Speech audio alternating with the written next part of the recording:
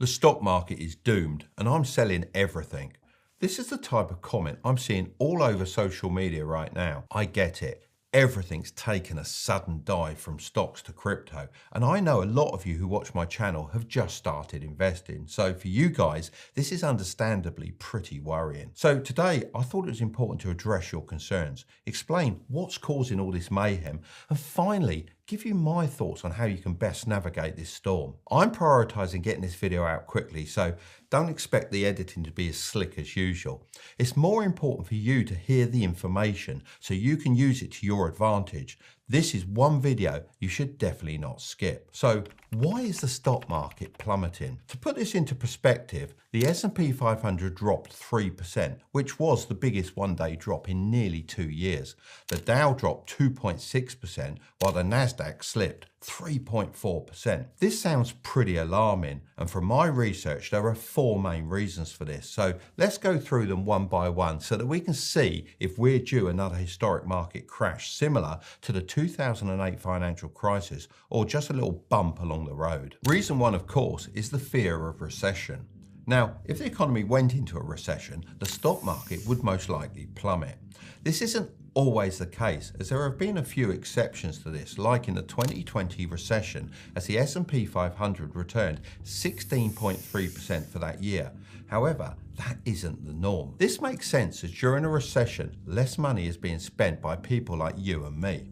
Companies then start firing staff, leading to more people being unemployed, which causes people to spend even less. This results in companies also earning less, and most of the time stock prices being impacted. This is one vicious cycle, and I hope you can see why this will be a pretty bad situation to be in. So, if we aren't in a recession yet, why is the stock market going down? Well, as the stock market is known as a leading indicator, whenever there is a hint of a recession happening, it reacts to that news pretty negatively. So you're probably thinking, what was that hint? Well, several data reports showed that the US had only added 114,000 jobs in July, below expectations of about 150,000, and that unemployment had risen to 4.3%. This is higher than any month since October 2021. Look, these numbers are far from a disaster. The unemployment rate is still relatively low, and the underperformance in hiring isn't terrible. However, it has triggered something known as the SARM rule. This is a pretty cool little rule that activates when the average unemployment rate over 3 months goes up by at least 0.5% compared to its lowest point over the past year. The reason people take this seriously is because it's accurately predicted every US recession since the Second World War. In response, Goldman Sachs raised its odds of a recession occurring in the next year from 15 to 25%. Interestingly, the woman who came up with the rule, Claudia Sahm, doesn't think the law is going to be right this time. And to put your mind at ease, there have been other rules like this before, such as the bond yield curves, that have turned out to be unreliable recently. One reason why it might be a false alarm is that this time around, unemployment isn't rising because people are losing their jobs.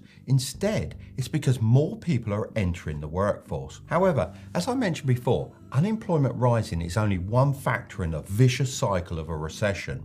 The other important one is the amount of money everyday people are spending. Unfortunately, it looks like spending is slowing down too. Now, it may sound odd, but a good way to gauge this is by checking how companies like McDonald's and Walmart are doing, and both have recently said their customers are cutting back on spending. Another company to watch is Wayfair. I actually buy a lot of my furniture from them. I'm actually sitting on a Wayfair chair right now.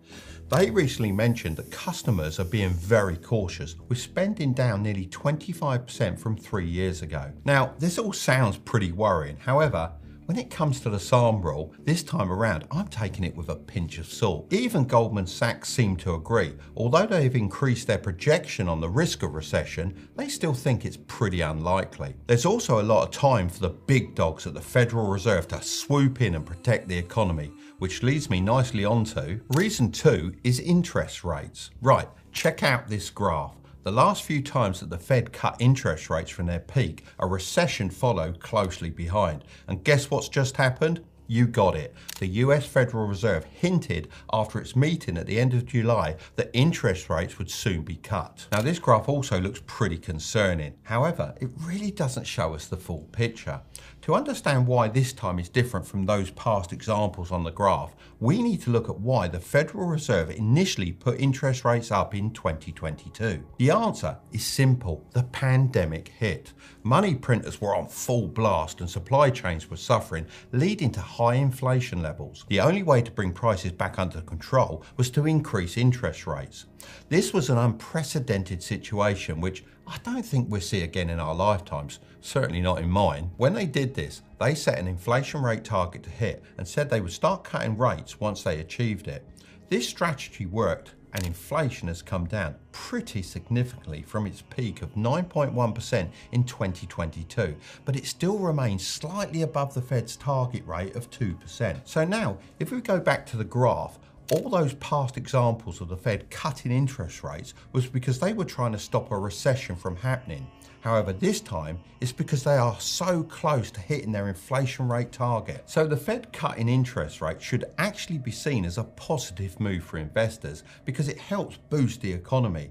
When rates are lower, borrowing money becomes easier, which means more money flows around. This is the opposite of what happens during a recession. So on the surface, lots of these factors look worrying. However, when you dig a bit deeper, it doesn't seem as bad as it looks. So what else has caused the markets to drop so much? That brings me on to reason 3, tech stocks.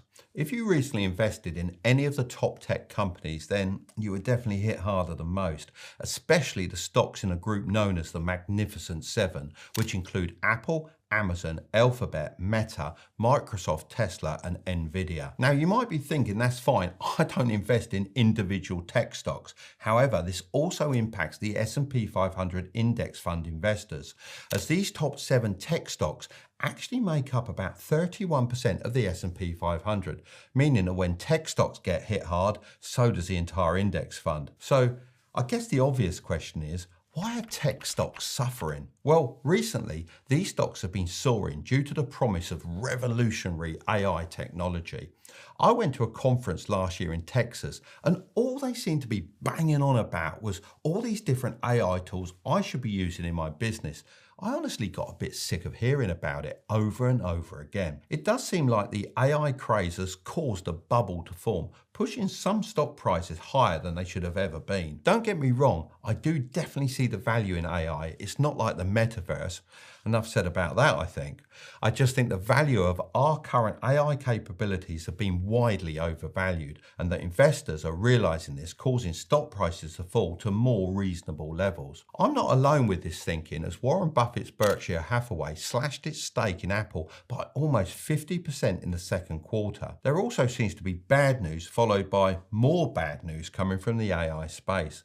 I mean, just recently, the first preview of Apple Intelligence failed to live up to the hype, and Nvidia's highly anticipated Blackwell chips will be delayed due to design flaws. These chip delays will also impact companies like Meta and Microsoft, so everything is pretty interconnected. Look, all in all, I personally think investors got a little hyped about AI and it became a bit of a buzzword. It reminds me of when I was investing during the dot-com bubble in the late 1990s.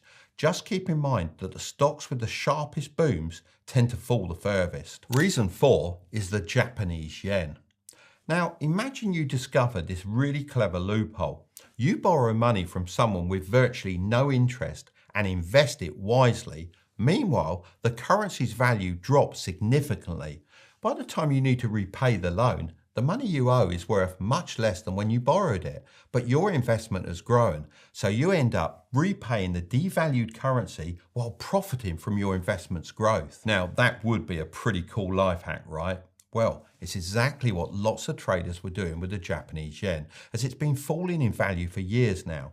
It's a little more complicated than that, but I'm not going to bore you with all the details. It's a cool trick to make some easy money, but why am I telling you this? Well, everything changed when the Bank of Japan decided to raise its main interest rate from nearly zero. So once again, countries messing with the interest rates. This small change caused the value of the Japanese yen to increase, meaning that everyone using the loophole I just described were a little bit screwed as they had to sell their assets to cover their losses. Some experts believe that this could be contributing to the current decline in the stock market. Since all this went down, the Bank of Japan has eased up on the talk of raising interest rates again.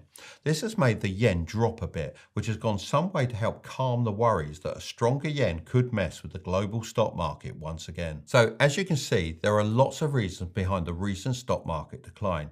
Now that you have all the facts, let me give you my thoughts on all of this and how you can adjust your investing strategy. As always, I'm not a financial advisor and none of this should be taken as financial advice. I'm just speaking from years of experience actually investing and seeing situations like this happen time and time again. Firstly, throughout my investing journey, one phrase has always served me well: buy when there's blood in the water. In other words, when the stock market is in decline and people are panic selling, pushing prices down to irrational levels, that's the time to step in and invest. Another phrase that teaches the same thing is buy the dip. I know it should go without saying, but if you want to do this, then you need to make sure you have an emergency fund of at least 3 to 5 months of your living expenses. This is more crucial than ever as the stock market is in a turbulent time and you don't want to be forced to sell your stocks at a loss, only to find out later that if you'd held them, then you'd actually have come out ahead. Look, nobody can predict if the stock market is going to go up or continue downwards. However, I've always come out on top eventually by dollar cost averaging into a low cost S&P 500 index fund as it declines. This essentially just means buying at regular intervals as the price drops. This could be every day or every week. For all the people that have been watching my videos, waiting for the perfect chance to jump in and start investing, if I was in your shoes, I'd start my journey now. Yes, you can't guarantee returns, but at least you're entering at a lower price point. If you're looking for a good investing platform to use, then one of my favorites is Trading 212. Since I was planning to talk about our app anyway, I reached out to see if they'd be interested in sponsoring this portion of the video. They agreed and are also offering a free fractional share worth up to £100 to anyone that uses the code Tilbury when they create an account. Plus you can get more free fractional shares by inviting your friends. Both of you will get a free fractional share as long as they fund their account. Secondly, make sure you're diversified. This basically means spreading your money across different baskets of assets like stocks, bonds, and even crypto. This is key to reducing investment risk and smoothing the ride through a crazy market. So if one stock or industry has a bad day, your other investments may help offset those losses. If you're an index fund investor like me, then you'll be pretty diversified anyway. But bear in mind that the S&P 500 is top heavy with tech companies, so it might be worth investing in a total US stock market fund to get even more diversification. Thirdly, keep your eye on the long game. It's easy to be positive when your portfolio is growing, but when things start to go a bit south and your gains start disappearing, it can be really tempting to sell everything. I've been there, but holding on has always worked out for me. Trying to guess the best times to buy and sell stocks is really tough and often leads to missed chances, according to Charles Schwab. Remember, if you sell when the market is down, you're making those losses permanent. For example, during the COVID market crash in February 2020, if you had $1,000 in an ETF tracking the S&P 500, it would have lost over 30% of its value. Selling then would have locked in those losses, but if you'd held on, you would have seen your investment bounce back by August. Just 7 months. If you're waiting to jump back into the market when things look better, you'll probably end up paying more and missing out on the rebound gains. So all in all, remember the US economy still remains pretty strong, even after the losses. The S&P 500 index is still up more than 9% since January. Market corrections or a drop of at least 10% from their highs occur on average every 1.5 to 2 years. So this isn't crazy or out of the ordinary. I actually heard a pretty good quote the other day and it went something like this. When the stock market goes up, it takes the stairs, and when it goes down, it jumps out of the window. And recently, we've jumped out of a window from a pretty high floor because we've been going up a lot of stairs. Now, I think that sums up our current situation perfectly. If you want to know how I pick my stocks, then you can watch this next video, but don't click on it just yet. Make sure to subscribe if you want to grow your wealth, okay? I'll see you over there.